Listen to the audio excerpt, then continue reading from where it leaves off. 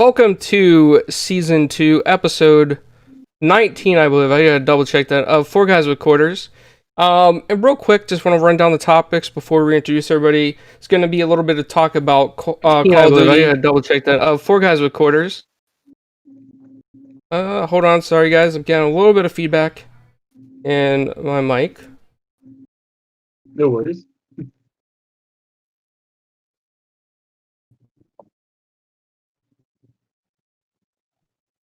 Alright, there we go. I think it's fixed.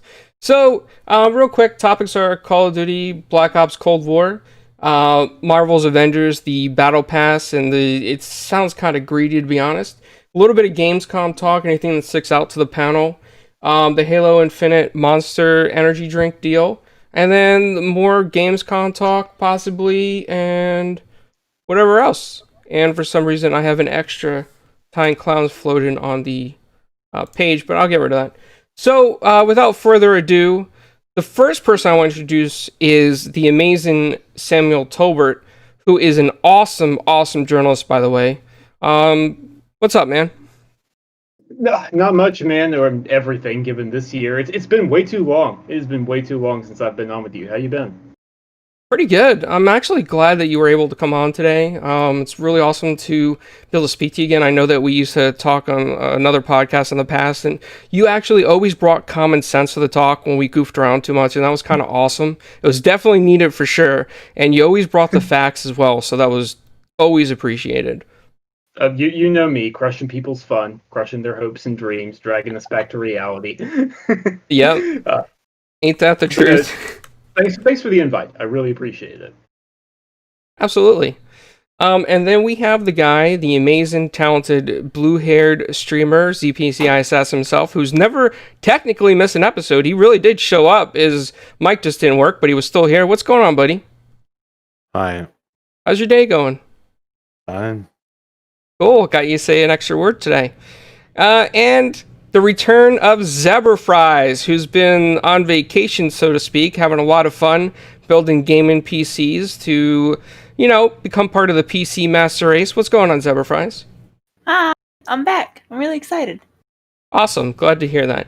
Well, I mean, I just want to get into this real quick because this is probably one of Assassin's biggest highlights of everything. It is Call of Duty Black Ops Cold War, and he's hoping, I'm sure, for a lot of microtransactions in this.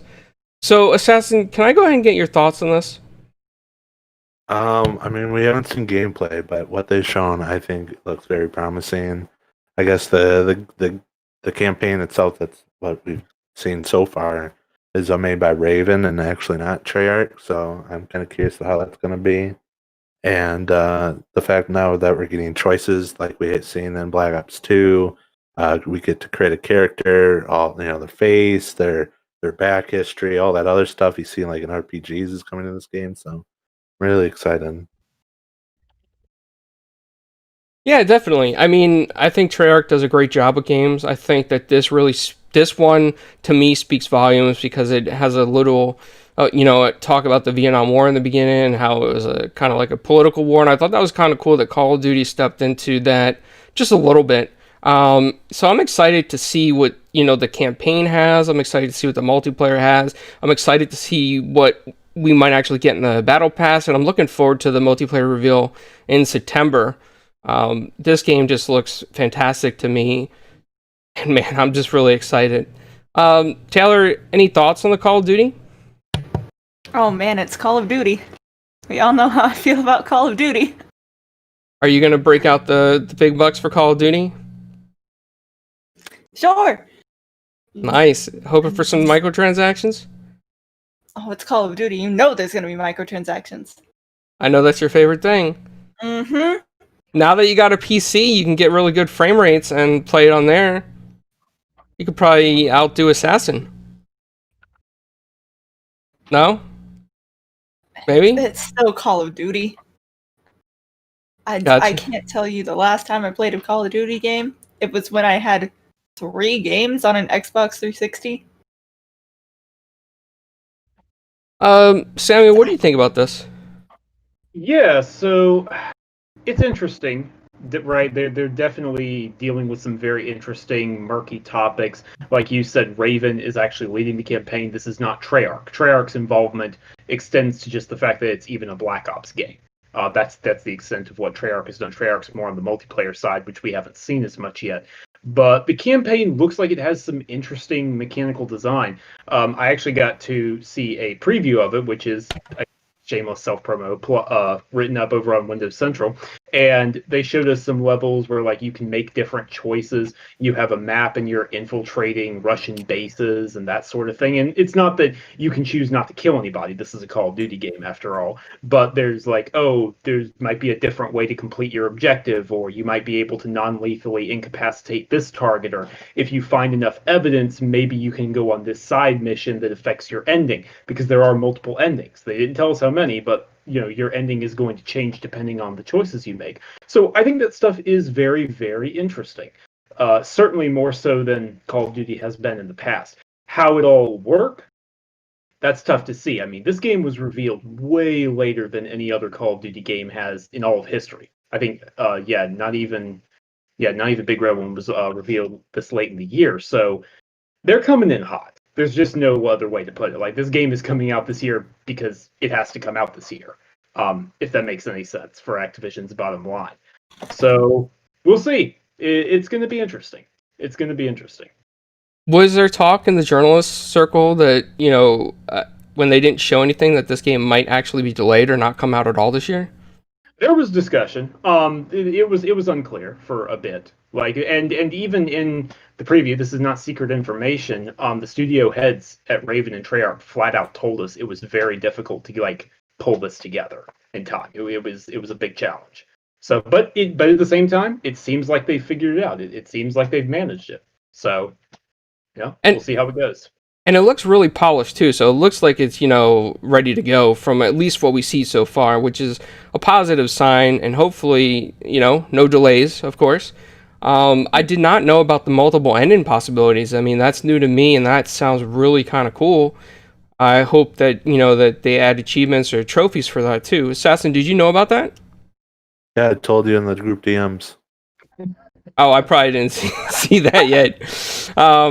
Yeah, man, I'm just excited for it. Any other thoughts on this before we move to Marvel's Avengers? Nope. Not really. We've seen the part of the campaign. I want to actually play it, and they need to show the multiplayer and zombies because we're about to hit September, and we haven't seen those yet. Yeah, absolutely. I mean, zombies is a huge part of that franchise for sure, and it's going to be many hours for me in there.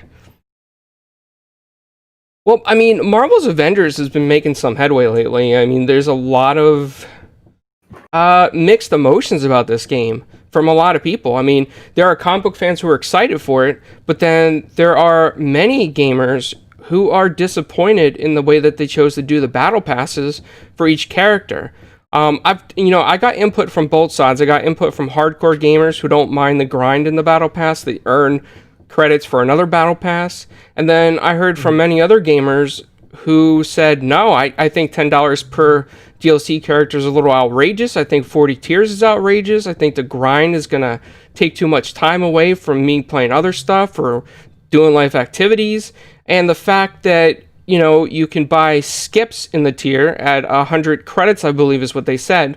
That could possibly add up, especially for kids who love comic books. I mean, I sort of think in a way that this is, and maybe I'm wrong to say this, but I think it's a little bit predatory for kids that want to get into this game. I just think the microtransactions are right in your face. And who knows what kind of stuff they're going to lock behind the Battle Pass, maybe, even special items from the movies or comic books that kids might be excited for. And it sounds like in the talks from what I've read in IGN and other sources is that there's going to be a lot of nameplates as well, which I think is a little bit cheesy. I was hoping for a lot more variety in this. I'm going to go to Assassin on this one because I don't think he had much interest in this game at all to begin with. Yeah, I'm not interested in playing this game one bit, but it just seems like they're just greedy. They just want money because it's Marvel, and they know they'll get it because it's Marvel, and who knows how many characters they'll put in later down the line, I mean, there could be like, they could add 60 more, and that's a lot of money. And a lot of time if the grind is very, very slow. Yeah, absolutely. I mean, Assassin, if this was a game that you liked, right, let's say, would you actually put the time in to grind that many battle passes? Absolutely not. That's a lot of time. Yeah, I can't blame you at all on that. Sam, any thoughts on that? Yeah, so I'm not sure I would quite call it predatory. To be blunt, like the whole thing about microtransactions and kids and getting addicted to them or not addicted to them, that is a conversation in and of itself, right? Like that's a long discussion. So I'll say specific to Marvel's Avengers, I think there's worse models out there, but I think this isn't a great model. If that makes any sense, I'm sort of middle of the road on it. Like, yeah, I already wasn't very interested, and this isn't great, but also it's not the worst thing in the world. To their credit, they did say if you want, there's no time limit. These battle passes don't expire. You can always earn this stuff. Some of the tiers are free, and if you want, you actually earn, from doing the battle pass, all the credits back over the course of it. Kind of like Call of Duty, kind of like the Call of Duty Warzone or multiplayer in Modern Warfare, except it's not timed. So in theory, you only need to buy the battle pass once, and then you can just keep on buying it for the other heroes. Now, at the same time, that assumes you're only going to grind out one hero at a time, which is where the shoe drops and comes into the conversation, so to speak. So I don't know. It's not great. I think I need to hear from people about how long it exactly takes. Is this something where it's like a month of hardcore playing to get your battle pass finished for one character, or is it like, yeah, you could do it in a week if you really try? So that's kind of where I'm at. Yeah, and I mean, I kind of feel you there because I think for me, the biggest issue with this is the grind. Now, I will say this, that I did pre-order this game. I did have a bunch of credit on PlayStation somehow through rewards. So I got the game, I pre-ordered it. I liked what I played so far. I'm a huge comic book fan, huge Marvel fan. I don't like the faces on the characters though. I think they're kind of bland and they really are not true to life to the comic books in a sense. So that bothered me a little bit. But other than that, I had a lot of fun in this game. I thought that there's potential there with friends, potential in the missions. The only that I had concerns about is that if it got repetitive over time, like if you did the same missions over and over and over and over, that could kind of get repetitive. So I hope that when it launches, there's a ton of variety in there for the missions, at least 6 or 7 to start that are way different than each other. Keller, any thoughts on this? I am really annoyed that there's 40 tiers for them, and then they go through and add battle passes for each character. That's kind of greedy to me. Yeah.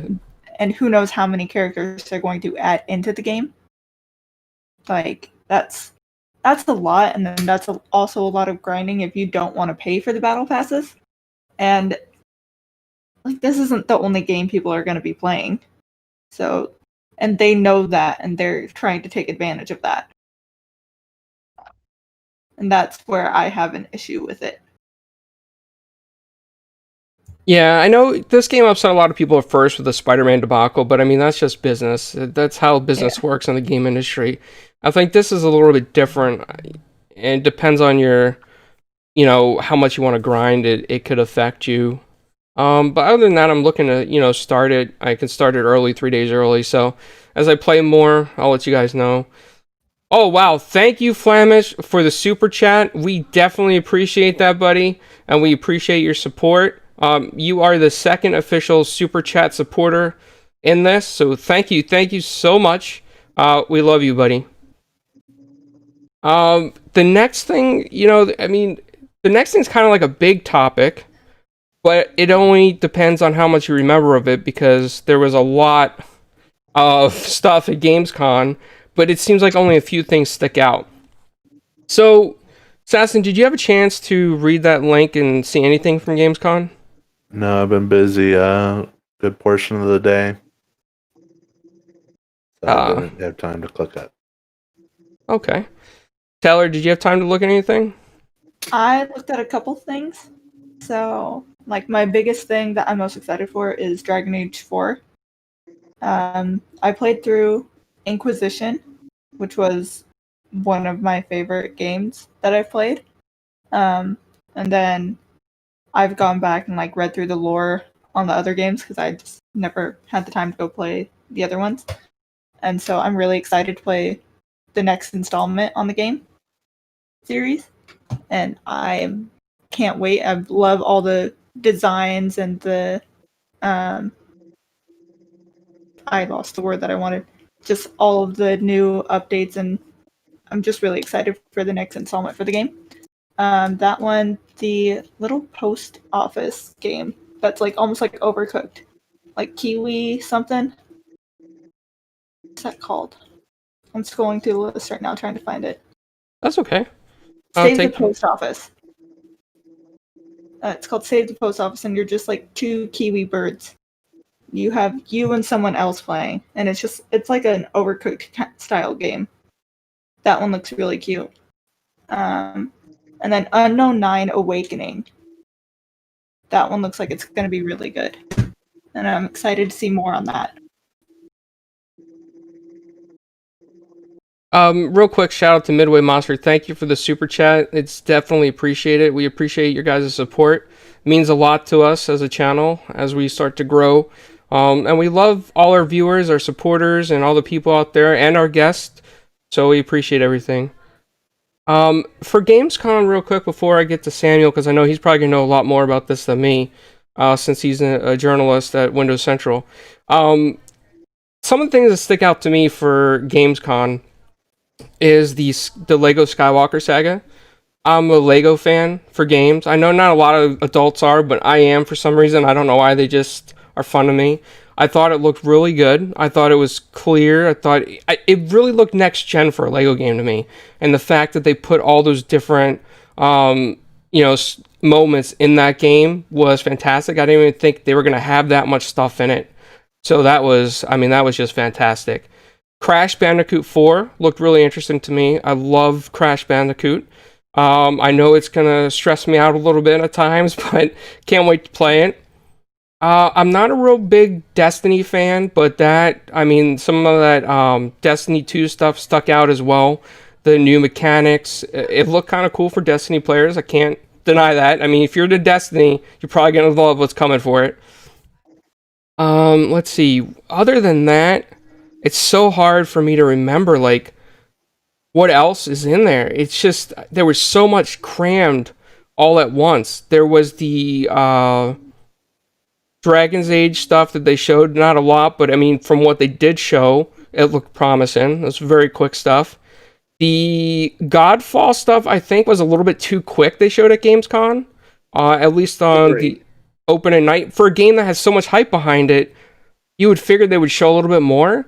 So it has me a little bit worried, in a sense, that they didn't really show enough. Mm-hmm.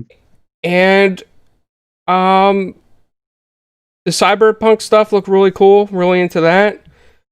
Little Nightmares 2 that Alex mentioned is definitely looked really cool. I mean, the art style and direction of that looks awesome. I never played Little Nightmares 1, but this one I'm probably going to try out. What else is there? Oh, I'm thinking real hard here, guys. Take your time. It's okay. There was a lot. There was a lot there. Wow. Sam, can you refresh my memory on some of this stuff? Yeah, sure. If you don't mind, I'll go over a couple like the highlights that I really enjoyed. Okay. One of them was 12 Minutes. That is a game that I've had my eye on since it was revealed at the Xbox E3 2019 showcase, I believe it was. Annapurna Interactive, great indie publisher, doing a lot of weird, and I mean that in a good way, weird games. But 12 Minutes is, if for anyone who's not familiar with it, a game about a time loop. An assassin comes in and tries to, and succeeds in killing your wife while you're trying to have dinner with her, and then the moment after that happens, it just gets reset.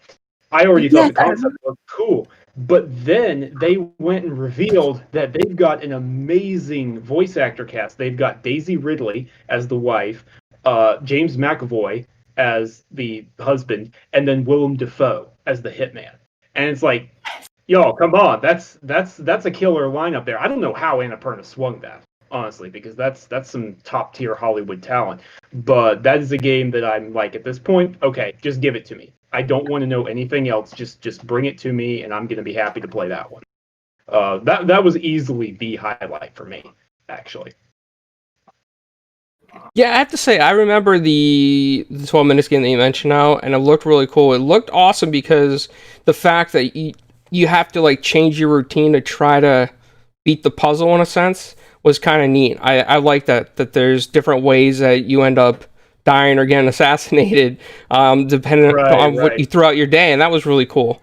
Yeah. Time loops in general, I think, aren't explored enough in games. Like, you can do a lot of interesting things on a good, safe budget if you have a time loop and you make the player relearn things and learn, okay, I gotta dodge here, I gotta dodge there, I've gotta, take care of this. So I think that'll be really cool. And obviously, I think it goes without saying as well that Ratchet and Clank looked really good. Yes.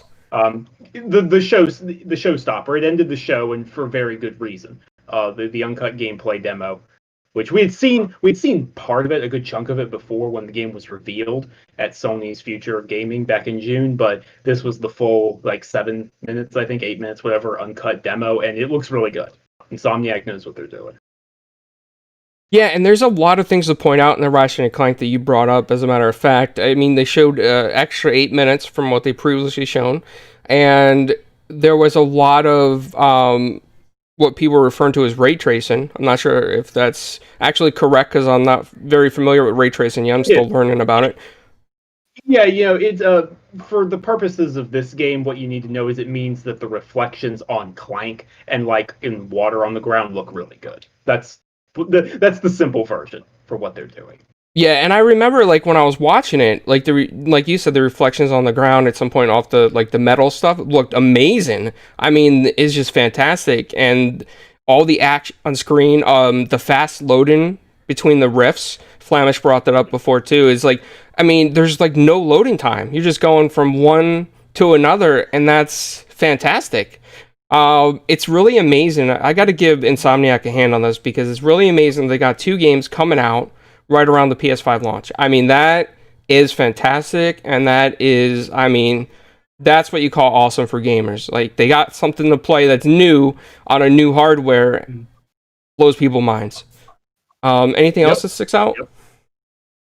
There were some small tidbits that here and there, but I think those were definitely the highlights for me in terms of okay, I was already interested, but now I'm there. Good for it. I'm going to be diving in on that. Absolutely. Well, while we try to think of more stuff for Gamescom, I'm going to go ahead and go to the next topic, which is the Halo Infinite Monster Energy. I mean, there's really not a whole lot behind this, of course, but this is what some of the DLC is going to look like from the partnership. And it just kind of goes to show me that Xbox is out here and they're saying, listen, we know the game got delayed, but here's what we had lined up. Get a little bit excited over this because we still plan on coming out with it. And I think that's kind of fantastic in a way. I mean, it's not going to appease everybody, but the fact that they're telling me that they actually have stuff lined up, partnerships already in agreement, it's a good sign for this game, I think. Oh, yeah.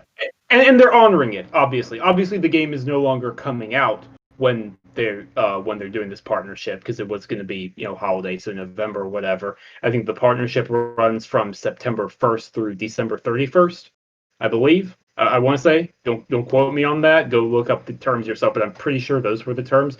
So, but any codes you redeem, you're going to be able to still earn that. You're going to be able to keep it. They've got double XP, as you're showing on the stream. They've got some weapon skins. And personally, I actually think the skins look great. They look, a lot of times these promotional skins aren't very good at all. But these, I was actually like, crap, I'm actually going to have to buy some of these things. I'm actually going to have to pick up a case of Monster or something because I think the weapon designs actually look fantastic.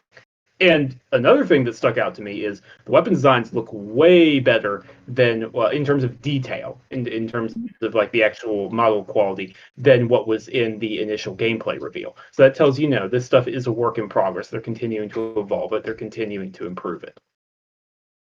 Absolutely. Assassin, I know that you're a Halo fan. Any Yep. thoughts on this? Any thoughts on the DLC, the skins there that we're seeing on screen? I mean, the weapon skins look good. Everything else I could give two shits about. But I mean, yeah. I mean, that's all I really have to say. They look good. I won't be buying any monster. I quit all that kind of stuff. But if someone has an extra code, I'm on Twitter. DMs are open. So. Taylor, I know that you are a Halo fan. Yeah. I also don't drink Monster, but these look pretty nice.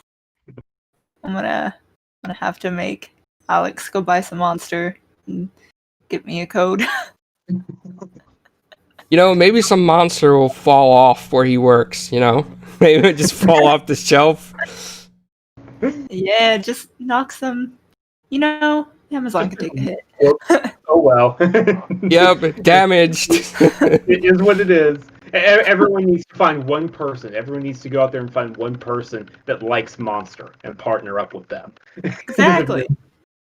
I'm going to be honest with you. I don't really drink a lot of energy drinks anymore, but I am probably going to go ahead and buy some Monster just for this promotion. Because I do like when they do stuff like this, and I like getting the extra items in game. I did it with the Assassin's Creed Odyssey with the Totino stuff, so I'm kind of excited for this. In a way, It's for Assassin's Creed. Yeah. Alex says as long as the codes are on the Java cans. Wow. Appreciate you. Yeah. So I mean, there's really not much else to say on this. It is what it is. It's pretty much the skins, and that's where it's at. Let me pose a question to you, if you don't mind. Let me pose Sure. a question to you real quick. So, obviously, this is going to be happening. The game has been delayed to some point in 2021. We don't know. There's a lot of jibber jabber, but we don't know. It might be April 2021. It might be June. It could even be fall, although I personally doubt it. But it is what it is. Do you think that this would be a good time, as the Series X is arriving, all for them to say, okay, the game isn't coming out, but we're going to do a really big beta test? I think so. This would be, I think it would be very convenient, and it makes sense to me to take advantage of the delay, right? Yeah. Like, take advantage of that, use it to your advantage, generate some goodwill, and let people try the multiplayer out. And maybe even use these skins that they unlock in the multiplayer. Maybe. I don't know. I don't know the legal technicalities of that. They probably can, but I don't know. I'm not a lawyer. If they can, that would be a good way of keeping, Halo Infinite in people's minds, so to speak. Yeah, I think so. I think that's a really good idea. I think that, when the Series X comes out, even if we had a beta or a test to play on Halo Infinite, I think that would make a lot of people happy in the meantime, just so they can see what's kind of coming out there. And maybe, who knows, maybe some of the multiplayer is a little polished, and that would give a better impression than what they initially showed. So it would be a benefit all around for Xbox to show, hey, we got a working thing up for Halo. You guys can play it, and people are going to be happy. I mean, Assassin, what do you think? Yeah, we need. I think we need a beta test. Just do it in December. Let the hype of the Series X die down a little bit, and then bam, beta. Yep. Eller? I would love a beta test of Halo. I just want Halo Infinite so bad. Any playtime I could get of it, I would be so happy. Absolutely. And, Samuel, if Windows Central does any types of polls on this, let me know, because I will vote yes so that Microsoft can see it. I will vote yes, and I will retweet that to as many people as possible. I think that would be great. And I'm not usually in charge of the polls, but I'll definitely pass it on. yeah, I mean, that would be a great poll. Going back to Gamescom stuff, if anything pops out to you guys, let me know. There's something else I wanted to address. I'm just gonna put up the Gamescom stuff again anyway in the meantime. But Sure. something that kind of really, I mean, it really bothers me, and I talked about this on the Game On Daily podcast, is that we haven't really seen any gameplay on Xbox Series X. We've seen it on PlayStation 5 with Ratchet and Clank, it's great for fans, but Sure. the Xbox Series X hasn't really shown any of its potential yet. Even if it was just a third party, say, hey, we got something on Series X working. Here's a couple minutes of it, get you guys excited, check it out. And I kind of wish that Microsoft Xbox would do that. I wish they would go to even a third party and get something shown. Samuel, you hear that a lot lately? It's definitely a common voice. Like anyone saying that, you're not alone. And now I will be that guy, of course, and point out people saying like we haven't seen anything running on Series X. We have seen some stuff, not as much as we have on PS5, but we have seen some stuff. When they showed us the Gears 5 optimized for Series X build or Ori 2, like that was running on the Series X. So if you want to be a fun killer like I do, and say that technically speaking, that was that. But nonetheless, and they think there was another game, Haven. I want to say Haven. It's an indie game coming up. Like they captured gameplay on Series X. There's a few minutes of that out there. So there has been some stuff. But nonetheless, I want to be very clear. I understand completely what you're saying and what others are saying. At the end of the day, even though it took them till, near the end of August, PlayStation was able to go, hey, here's 7 minutes of Ratchet and Clank, running on PS5. They partnered with Jeff Keighley, and they showed a couple of minutes of Astro's Playroom running on PS5. A couple of other games, have had snippets. I think a lot of the games from Sony's event back in June, it wasn't a lot of gameplay, to be clear. It was just a little bit. But nonetheless, they've showed it. Microsoft needs to show some. I understand if they can't get any first-party stuff, aside from like backward compatible things, which are great, but they're not the end all be all for the new hype for your new machine. If they don't have any first party stuff that they can do that with, that's fine. But go to Ubisoft and get like, hey, here's 10 minutes of Assassin's Creed Valhalla running on Xbox Series X, or better yet, go to CD Projekt Red, show Cyberpunk running on Xbox Series X. I understand. I want to be very clear about something here. I understand things are difficult right now. Everyone knows that stuff has gotten delayed and pushed back due to the pandemic, and that's why these reveals are so late and why we still don't have release dates and we still don't have prices and we're going into September. But the fact of the matter is, you still have to pull together something. I don't expect as much, but you need to show something for people to get excited for.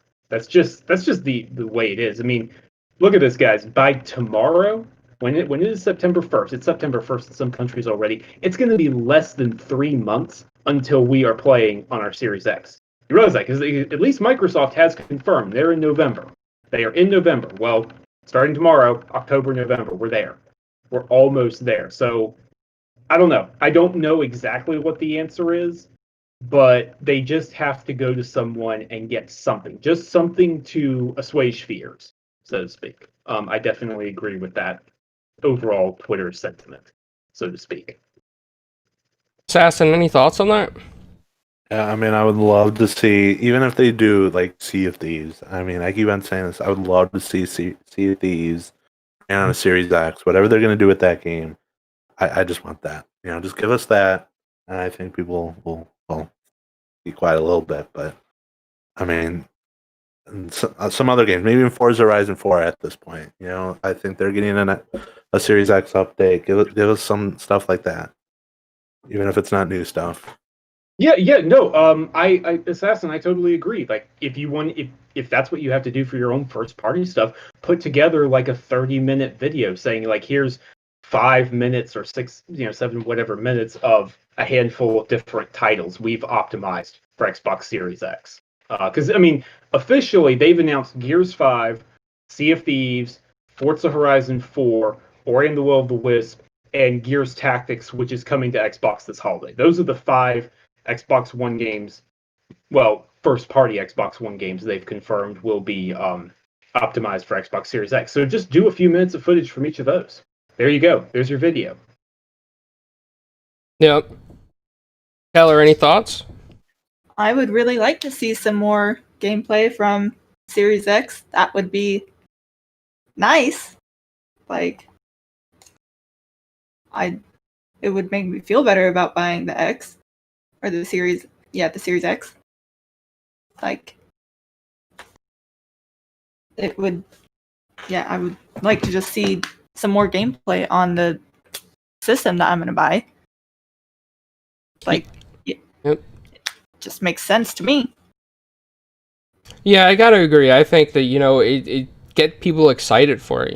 People are excited for the PlayStation 5 right now because of Ratchet and Clank and the other little tidbits they show. But give us something in Series X to get us excited. I think every time Xbox does something right, they always do something to fall a little bit backwards, and I think this is where they fell a little bit backwards. I mean, they can still fix it by showing something, but I hope they do it soon. I really do, because there's going to be a lot of people out there condemning Microsoft for not showing anything on Series X, and that PlayStation did, and it's going to make PlayStation look like the leader in this situation, when in fact the Series X hardware has been voted the best tech at Gamescom. So I mean, show us something on that best tech. Let us see it. Let's see a little bit of ray tracing on it or something.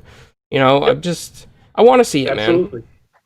Man. I'm totally there with you. I totally get it. And then a little bit, I was reading something today about Ubisoft making a statement. And then somebody said that PlayStation came out with a mandate about it, so I'm not sure what that meant. But the statement from Ubisoft was basically that, the PS3, PS2, and PS1 would not be backwards compatible with the PS5 and only select PS4 titles. I think that we already knew that only select PS4 titles would be backwards compatible. Sony hasn't really said what their backwards compatibility plan is compared to Xbox. But any thoughts on that, Samuel? Yeah, so how do I put this very nicely? I'm very sorry for you if you expected there to be it PlayStation 2, PlayStation 3 backward compatibility, because it wasn't on the table. At least not right now. Like 3-4 years into the PS5's life cycle, maybe they go back and take a look at it. That is, I think, on the table. But at launch, it's not happening. It's just not happening. That's not where their focus is. That's not where their teams are. But Microsoft has made that a focus for the last 5 years. Before that, really, if you count, I'm only counting 5 years in terms of when they announced it at E3 2015 for the first time, and then they've expanded from there. So Sony is behind in that aspect.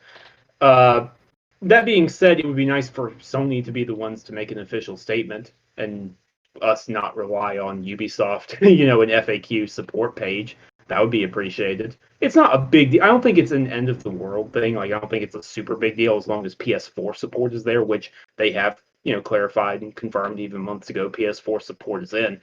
But I do think it would be nice for Sony to just say, okay, sorry to spoil your fun. You don't expect XYZ. There you go. Just simple. Just a quick blog post. You can do it that way. Yeah, I have to agree. I mean, it's not like there's a lot of people pumping in PS3 stuff right now. I mean, they're all pretty much on PS4, and PlayStation Now kind of fills that void a little bit as well. PlayStation Now. So, I mean, that kind of fills that void, and PlayStation Now is probably going to work on PS5, I would imagine. Almost. They haven't really talked about it, but almost certainly. There's no way it doesn't. Yeah, because I think that's a service that they really want to push and hopefully eventually make it, more similar to xCloud in the future. I think there's a lot of potential there for PS Now. I'm a subscriber to the service. I love it. It's just, it's just not as convenient for me at this moment in time, like playing on the go with xCloud. Assassin, any thoughts on this backwards compatibility?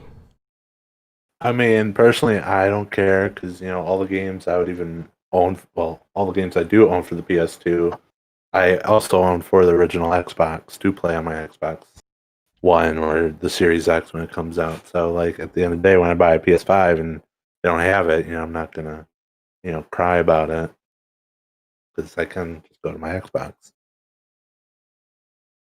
Taylor, any thoughts? I mean, I don't really own any PlayStation besides my PlayStation 2. So you got backwards compatibility there? Yeah. Uh, but I mean, I've never really expected PlayStation to do backwards compatibility because that's just not what their focus has been on. So it doesn't surprise me. Yeah, makes sense. Real quick, Samuel, since I haven't got your opinion on this yet, I know that we talked about it on the show previously, but Assassin probably wasn't here for it either, and ZebbraFries definitely wasn't here. So we've seen some stuff at DC fandom. We've seen the Suicide Squad trailer, and then we've seen a little bit of Gotham Knights, and then some gameplay from Gotham Knights. Now, to be honest with you, with Gotham Knights, I was impressed with the combat, but I was not impressed that you play kind of like sidekicks and Batman's gone. So I was disappointed in that. Suicide Squad, I was really excited that Harley Quinn's in it. I was really excited that King Shark was in it. And the trailer kind of has me pumped up to play it, even though I don't know what the gameplay is going to be like. So, in my personal opinion, I thought maybe Suicide Squad is the answer to Marvel's Avengers. And that in the future they could add, DLC characters to Suicide Squad. There's a lot of potential there with, the bad guys chasing down the good guys kind of thing. There's potential for strikes and raids, kind of like Marvel's Avengers. I want to get your thoughts on this, man. Like, what do you think about what was shown? I'm going to go in reverse, if you don't mind, because I have more to say about Gotham Knights than I do Suicide Squad. So, going in reverse, starting with Suicide Squad, I definitely think, boy howdy, Rocksteady sure took their time. It's over 5 years at this point. I'm curious exactly how games as a service. This Suicide Squad game will be Eurogamer, Kotaku, and others have reported it's games as a service. But at the same time, I'm very much inclined to give them the benefit of the doubt because Rocksteady basically invented a genre of games. Like the Batman Arkham Asylum kicked off an entire genre of games that play like that. And, how they did that. They make really good feeling good games with good gameplay. So I'm very curious to see what their take on actually handling these characters will be like. Seems like gunplay, but also some supporting melee and lots of momentum as a focus. I almost got Sunset Overdrive vibes, interestingly enough. Like that was almost like kind of what I recognized. So I think that's interesting. I'm not too keen on the plot because I think evil Superman has been done at this point. Like come on people, we've had Injustice. We've done this. We'll see how that all goes. But I'm cautiously optimistic for Suicide Squad, is what I'll say for that one. Gotham Knights, I'm of two minds because originally I was like you and I was very disappointed. Like, man, why is this not a Batman game? I wanted Batman fighting the Court of Owls. I wanted, not another Arkham game because... Can I spoil the ending of a 5-year-old game? Is that Sure. Okay. Okay, yeah, spoiler alert for Arkham Knight. You can't really continue on the way that game ended. Like, it's a very finale type thing for Batman. I'm not a fan of that, but it is what it is. It's whatever. So this is a new universe. This does not take place in the Arkham universe. And I don't know. I'm disappointed. I think there's approximately a 0% chance Batman isn't secretly alive, like captured by the Court of Owls or something like that. I think they're definitely holding him hostage, or he went deep undercover or something like that. Like, he's not actually gone. They did not break away from Arkham only to kill him again, so to speak. They didn't do that. But I actually think that, focusing on the Bat family is a cool way of doing it. Batgirl looks great. Nightwing looks great. Jason Todd, Red Hood, is still super edgelordy, and, you've got that option. You've got Robin. Tim Drake, not Damian Wayne, that little punk. We got the proper Robin in here. I think that's cool. And I also don't think this game is as games as a service as people, including me, were originally as scared of it being. You've got 2-player co-op, but it's not 3 or 4-player. You don't have to play in co-op. Then you've got, the developers have even come out and said it's not a games as a service title. Maybe we see post-launch DLC, maybe we see the story continue, but they want this to be a contained adventure. And I think it looks really cool. I think the gameplay looks really, really good. Mr. Freeze is in there, and obviously the Court of Owls as well as villains. Who knows who else is in there? I'm excited for Gotham Knights. I'm legitimately excited. Certainly more so than I am for Avengers. I'll say that.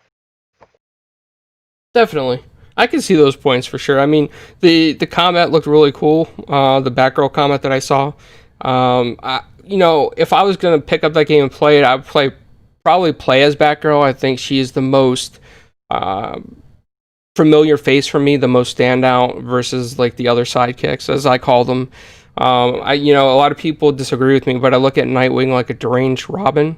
I'm not a fan of Nightwing, man. I just can't get into him. And I feel like Robin is just like, an average sidekick. Bring me my coffee, bring the Batmobile around, call for help, kind of guy. Like, I feel like that he really doesn't get into stuff as much as Batman. So that was a little disappointing. Maybe Robin will step it up this game and be more like Batman, since Batman's not there. Assassin, I know that you are the resident Batman on the panel. I mean, you've said multiple times that you are Batman. I haven't seen your suit yet, but it's probably in your closet in your Batcave. What do you think about this game? What do you think about these games that were shown? I think Suicide Squad was way too early to show. They just showed it to show it. Because I think probably all the leaks and stuff that were going on. I'm severely disappointed we're not getting another Batman game. Because I really like the Batman games. They could have probably fit it somewhere between all the Arkham games, like how they did with Origins, and ruined that game. But as a game that you're playing as Clown says, sidekicks, doesn't really interest me. I didn't mind playing as those guys, like in Arkham Knight, because they were just like some side missions and AR challenges, which was totally fine. But like a whole game as them, like, I don't know about that. And not being able to play as Batman is disappointing. Very disappointing. Taylor, any thoughts on this? I'm not big on superhero games in general. Like, every now and then there's one that piques my interest, but like, this just isn't. Both of them just like aren't really for me. Like Avengers, even though I'm a huge Marvel fan, like, just because it's a superhero game, not really for me. But this, I saw it come out and I was like, oh, it's just another superhero type game, not for me. Nope, I'm good. But it's just not my style of game. You have to play the Arkham games, at least the 3 of them, not Origins. Get that one. They're so good. I can't.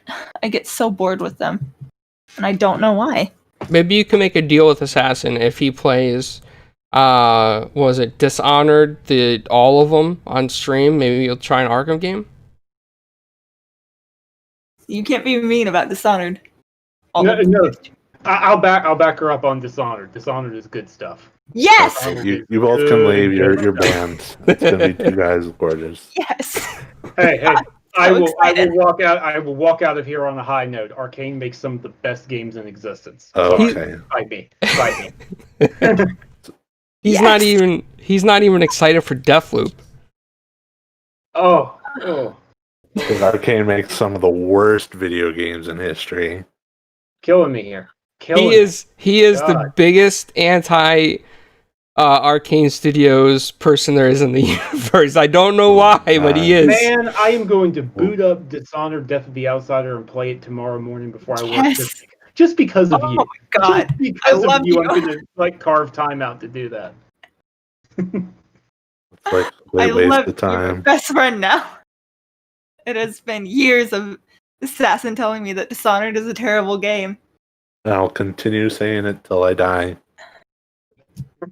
One day he's going to change his opinion. One day. Not gonna. Well, when they make a good game, I will change my opinion. But until then, they suck. Wow, Assassin! Wow. Even if we got a developer from Dishonored on here, I will tell them to their face. No. That's not the way to go. That podcast? That's not the way to go about it. That is not the way. So you're telling me lying to their face is better than... miss that podcast? I will not miss it. Well, I will tell them. I will make a giant sign. I have a huge, white space right there. I will write it on the wall. I don't care. I think he's the guy on Reddit that's talking bad about, Dishonored this whole time. He's probably that one guy on Reddit. I don't go on Reddit. I don't understand Reddit. I don't know. I gotta say, though, I play like at first originally I wasn't a Dishonored fan, but I never hated it the way Assassin hates it. But then I played Dishonored 1 all the way through and I kind of liked it. Like I liked a little bit of the mechanics and I liked how you got to be stealthy. I thought that was kind of cool. I never played Dishonored 2 yet, so it's something I got to try. I may not like it, but I did like the mechanics in the first one. So I'm a little excited to try it out. I'm not going to lie. I have it sitting on a shelf that I bought from a Redbox sale a long time ago. I still haven't played it, but it's there. I did buy it. I am going to play it eventually. So I think Daz will agree Give with it a me try. on this. Dear God is better than Dishonored. okay, Assassin. You've lost it. You need Rather play some Soda Drinker Pro. game and intervention. That's what you need. You need an intervention at your house. You need like everybody in the chat to show up at your house with intervention. No. No? Okay. No. This is what's happened. This is what happens when we bring up Dishonored. Yeah, he goes on tirades against Dishonored. And real quick, I mean, just to kill some time here, before it reaches the hour mark, I know that I don't think our panelists have seen any of the Indie World stuff. Have you seen any of the Indie World stuff from Nintendo Showcase? No. Sam? No, honestly, not really. I briefly looked at it, but I didn't go in depth. Honestly, it wasn't. I appreciate them doing it. I want to be very clear. I very much do appreciate them doing it, but those aren't really the kinds of games I'm most interested in playing for Nintendo. I'm very much in the okay, Nintendo, I'm waiting for your big game announcements mode when it comes to my Nintendo Switch. That's fair. I mean, that is definitely a fair thing. A lot of people love Nintendo for the first party titles. That's where their big nostalgia hits, and that's where their big hits are, like Zelda Breath of the Wild and Mario Kart, all that stuff. So I can't blame you. I mean, I watched a little bit of it. I was a little excited for some of the stuff. I really think that indie devs are stepping up lately to try to make better games to get themselves out there. So I thought that was kind of cool. But, I mean, other than that, there's really not too much other news. Real quick, I know that you got a Control shirt on, so I see that. Mm-hmm. I know that there was a little bit debacle with the Control Ultimate Edition. Yep. And, a lot of people are going, oh, it's anti-consumer. But I got to say this, okay? I may not agree with it right now, what they're doing, but I don't think it's anti-consumer because how many times have we bought remasters over the generations? I bought Saints Row how many times? I bought, Skyrim how many times on different platforms? And I think that what Control's kind of doing, what Remedy and 505 are doing, is very similar. It's almost like, hey, you're technically buying a remaster for next generation. Any thoughts on that? You have any feelings on what they did? I'm very sure that this is a 505 Games decision and not a Remedy Entertainment decision, for starters. I can tell you that. It's the publisher, it's not the developers doing this. On the other hand, the issue for me is not that, oh, we're entitled to free upgrades, If you don't want to give free upgrades, that's fine. It's the fact that they've walled fans off from upgrading at all. I wouldn't mind. Control is one of those games where if they said, hey, you have to buy the season pass or you've got to pay a $10, $15 upgrade fee to get your Series X or PS5 enhancements, I would say, you know what? I wish it was free, but you're a smaller developer. Sure, I'll do it. The game didn't light the sales charts on fire. Like, why not? I'll pay the upgrade. But they don't even have the option. It's literally you have to buy a completely new copy of the game. That is the part that, just to be honest, feels a little insulting to me. That's the part, because you're literally punishing the hardcore fans who are going to be interested in the upgraded version for buying your game in the first place. I don't understand the rationale. I don't understand that at all. And the other issue is that no one else is running into this situation. Even Activision, of all publishers, is saying, yeah, if you buy the basic version of Call of Duty, you're going to be able to pay an upgrade fee and upgrade to the next gen version. That's Activision talking. That's where I'm at. Any thoughts, Assassin? I think it's a little greedy for them, but I mean, at the end of the day, you really love the game and you're going to support over the money. And if you don't have the game, I mean, it might lose some sales, but people still buy the game. Taylor, any thoughts? I mean, you're talking to a Nintendo fan. How many times have I rebought Mario games and Zelda games? I mean, that's true. Like, especially Donkey Kong Tropical Freeze. That was that was a huge one there for Nintendo. With the way they did that. I mean, I kind of agree with you, Samuel, on this. I think that, for hardcore fans, it's kind of like that already bought the game and all the DLC. It's kind of like saying, hey, buying it over again when all these other companies are doing like upgrade fees. Sorry, my dog's angry too. No worries. Hi, doggy. Hopefully the chat can't hear that because I have a noise gate on, so hopefully it works.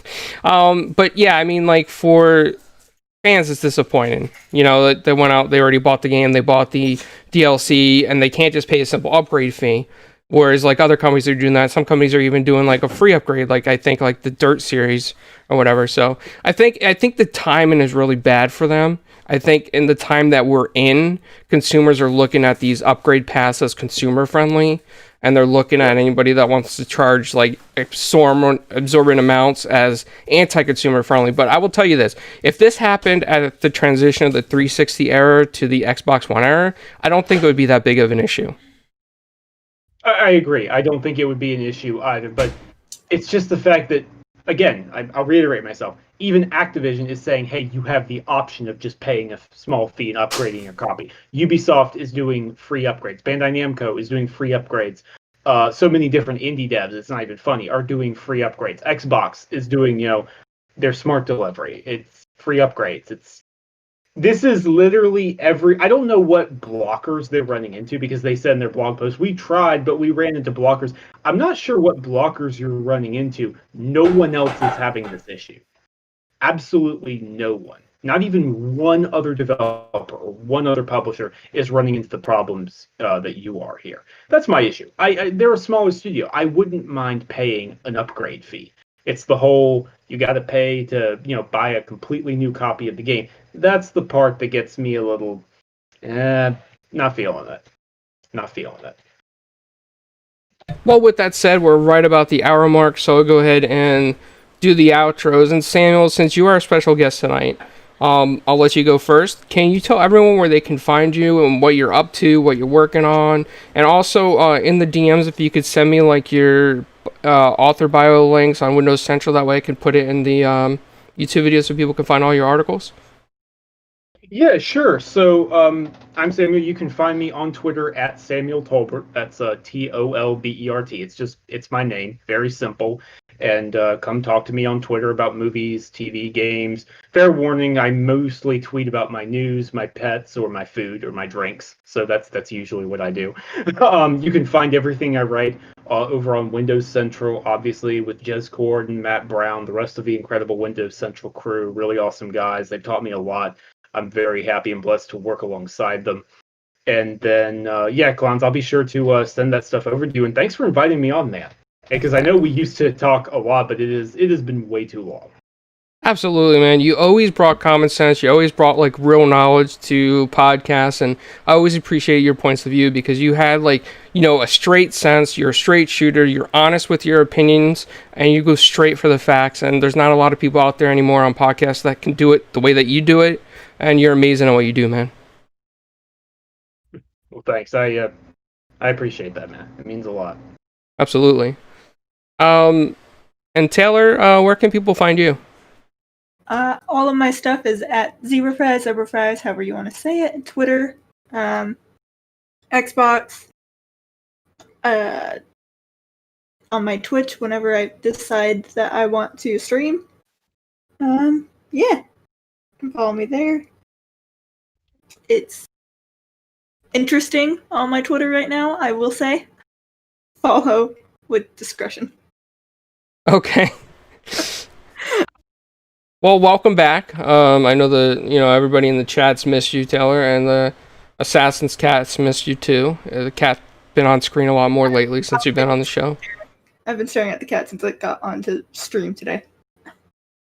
And Assassin, what have you been up to, man? Like, where can people find you out on the interwebs and, all the cool stuff that you're doing? Pretty much everywhere. Just look ZPCIAssassin up. Except on PlayStation, there's an underscore between those two words. Streaming every day, 6 p.m. Central Time, sometimes in the morning. So, find me there. Nice. Well, you guys can always find me at ItalianClownz and everything at 4 Guys with Quarters, as well 4GWQ Podcast on Twitter, and then this channel, of course. I'm going to start updating the podcast links on our RS feeds as well. And I started a new show with Flamish called Daily Gaming Bites. And we talk about the news as quickly as possible in under an hour. That's the goal of the show, to give you all the tidbits that are important. And you can also find me on Primetime Gaming with Mr. Boomstick and friends. And with that, I'll see you guys next week, and I'm out of here. Bye.